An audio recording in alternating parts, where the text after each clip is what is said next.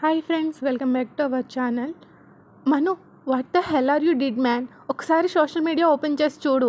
అందులో ఎక్కడ చూసినా నువ్వు నీ ఎక్స్ వైఫ్ కలిసి. అది చూస్తుంటే ఆ బెడ్ సీన్ ఫొటోసు అంటాడు. రిషి మాటలు వినగానే మనుకి పిడుగులు పడ్డట్టు అవుతుంది. వెంటనే కాల్ కట్ చేసి మొబైల్ ఓపెన్ చేసి చూస్తాడు. రిషి చెప్పింది కరెక్టే. ఎక్కడ చూసినా సరే నాది హిందీ ఫొటోసే. ఎక్స్ వైఫ్తో కలిసి ప్రజెంట్ వైఫ్ని చీట్ చేస్తున్న Bhushan group of companies COO mister Manendra Bhushan అంటూ ట్యాగ్ లైన్స్ కూడా. ఒకసారి దియా వైపు చూస్తాడు. దియా కూడా ఆల్రెడీ అవే చూస్తూ ఉంటుంది మొబైల్లో. అయినా సరే దియా ఫేస్ చాలా లైఫ్లెస్, నిర్జీవంగా అనిపిస్తుంది. ఏ ఎక్స్ప్రెషన్స్, ఏ రియాక్షన్స్ ఉండవు. అలాగే బయటికి వెళ్ళిపోతుంది. ఇంటికి వెళ్ళాక మనకి ఫుల్ గడ్డి పెడుతుంది. అను ఎంత నచ్చ చెప్దామని ట్రై చేసినా అస్సలు వినదు. అసలు ఇదంతా ఎలా జరుగుంటుంది, ఎలా స్ప్రెడ్ అయినాయి, ఈ ఫొటోస్ అన్నీ ఎవరు తీసుంటారు? అది ఒక లో క్లాస్ మోటల్ కాబట్టి అయి ఉండొచ్చు. అయితే నేను నిజంగానే హిందూతో ఎక్స్ చేశానా?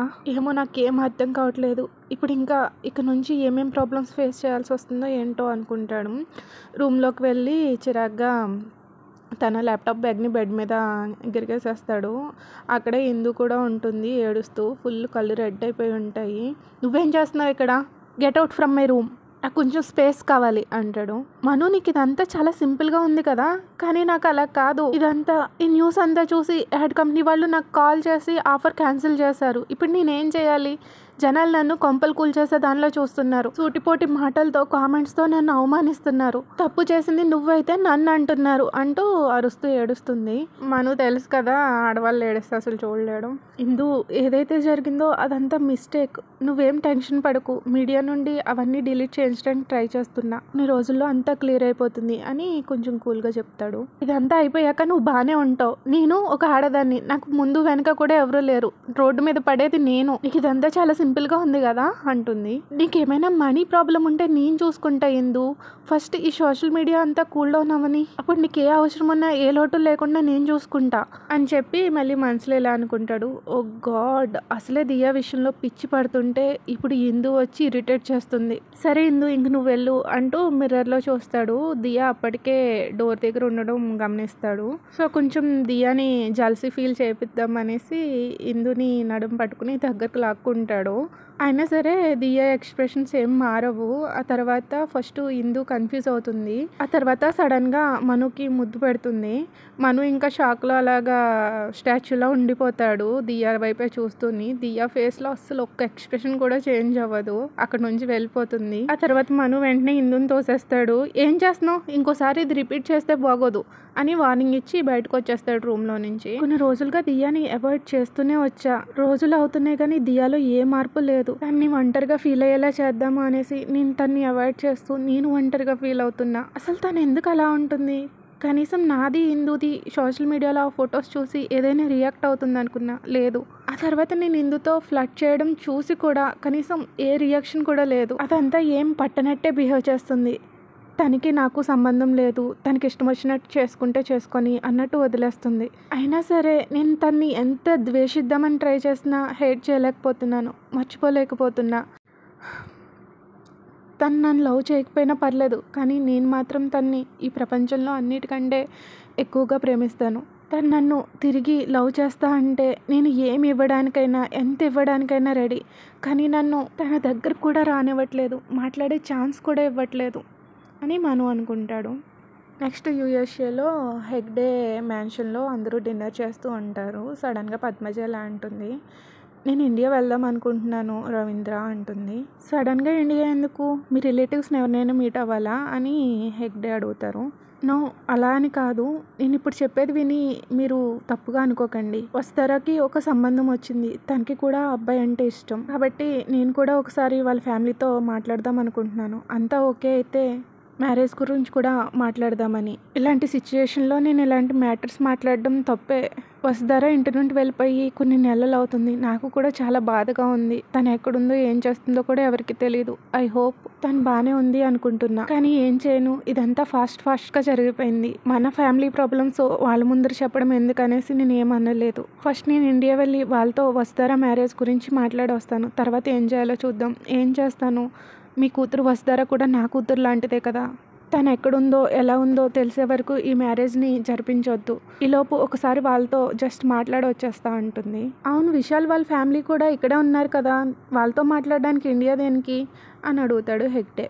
ఎందుకంటే వసు వెళ్ళిపోయాక సరోజ విశాల్ కలిపి తిరుగుతారు కదా, సో వాళ్ళిద్దరికి మ్యారేజ్ అనుకుంటాడు. యాక్చువల్లీ రవీంద్ర అది విశాల్ కాదు, ఇంకొక అబ్బాయి.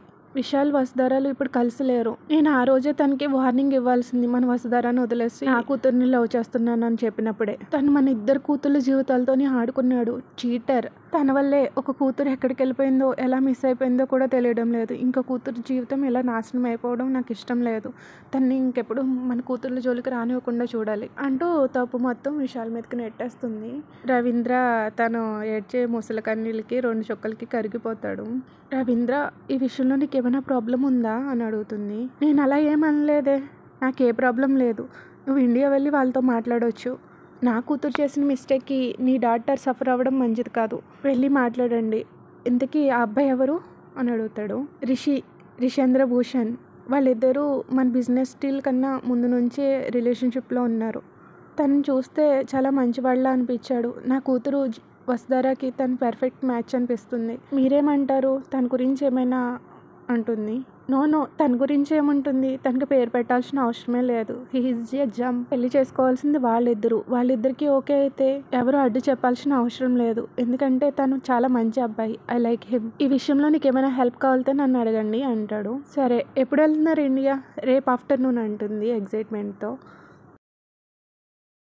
ఓకే, ఆల్ ది బెస్ట్ అని చెప్పేసి తను అక్కడ నుంచి లేచి స్టడీ రూమ్కి వచ్చేస్తాడు. ఒక బుక్లో ఫోటో ఉంటుంది వసుధారాది, అది చూస్తూ, ఎక్కడున్నావు బంగారం, నా ప్రిన్సెస్ని డాడీ ఎంత మిస్ అవుతున్నాడో తెలుసా, త్వరగా వచ్చేయమ్మా అంటూ తన ఫోటోని ఫింగర్స్తో ట్రేస్ చేస్తూ ఉంటాడు. తను చేసిందంతా గుర్తు తెచ్చుకుంటూ ఉంటాడు, వసు ఎందుకు వెళ్ళిపోయిందో అంతని, తను చేసిన దానికోసమే అనుకుని. నువ్వు చెప్పేది వినకుండా ఎదుటి వాళ్ళు చెప్పింది నమ్మి నిన్ను దూరం చేసుకున్నాను. ఇప్పుడు అందరూ ఎవరి లైఫ్లో వాళ్ళు హ్యాపీగా ఉన్నారు, కానీ నువ్వు నేను మాత్రమే ఎలా ఉండిపోయాం అన్హ్యాపీగా. ఎందుకు డాడీని వదిలేసి వెళ్ళిపోయావమ్మా, త్వరగా డాడీ దగ్గరకు వచ్చే, ఇంకేమనను నిన్ను అనుకుంటూ ఆ ఫోటోని గుండెలకు హత్తుకుని కళ్ళలో నీళ్ళు తెచ్చుకుంటాడు. ఆ తర్వాత పద్మజ కాల్ చేసి, రవీంద్ర నీ మేనేజర్ ఏదో ఆఫీస్ మ్యాటర్ మాట్లాడాలంట అంటుంది. సరే అయితే తన్ని లోపలికి పంపించు అంటాడు. ఆ తర్వాత మేనేజర్ రూమ్లోకి వచ్చాక, ఏమైంది మాధవ్, ఇంత లేట్ నైట్ వచ్చావేంటి, అంత సీరియస్ మ్యాటర్ ఏంటి అంటూ కూర్చుంటాడు తన చైర్లో. మీకు ఒకటి చూపించాలి అంటూ తన పాకెట్లోంచి ఒక ఎన్వెలాప్ తీసి రవీంద్రకి ఇస్తాడు. రవీంద్ర హెగ్డే వాటిని ఓపెన్ చేసి అందులో ఉన్న ఫొటోస్ని చూసి ఫుల్ షాక్ అయిపోతాడు, కళ్ళు పెద్దవి చేసుకుని. వెంటనే చైర్లోంచి నిల్చుని, ఇది హౌ కమ్స్, ఇది నిజమా మాధవ్ అని అడుగుతాడు. ఎస్ సార్, ఇదే నిజం, మాకు రీసెంట్గానే ఇది తెలిసింది, మేము కన్ఫర్మ్ చేసుకున్నాకని మీ దాకా తీసుకొచ్చాం. సార్ ఇప్పుడు మేము ఏం చేయాలో చెప్పండి, మీరు ఎలా చేయమంటే అలా చేస్తాము అంటాడు. మీరేం చేయకండి, నాకు తెలిసి ఏం చేయాలో. తనకి ఎంత ధైర్యం అంటూ తన చేతిలో ఉన్న ఫోటోని క్రష్ చేసేస్తాడు కోపంగా. ఓకే ఫ్రెండ్స్, మీరు చాలా త్వరగా పెట్టమన్నారు కాబట్టి ఇక్కడ దాకా చెప్పాను. రిమైనింగ్ పార్ట్ నెక్స్ట్ 3కి పెడతాను. Thank you for listening. నచ్చితే లైక్ చేయడం మర్చిపోకండి. ఇందుకు ఏం జరిగింది అక్కడ, ఏం చూశాడు రవీంద్ర హెగ్డే, ఈలోపు మీరు గెస్ చేయగలిగితే కామెంట్స్, అంతేగాని నెక్స్ట్ పార్ట్ గురించి అడగండి. Okay, thank you for listening. Bye.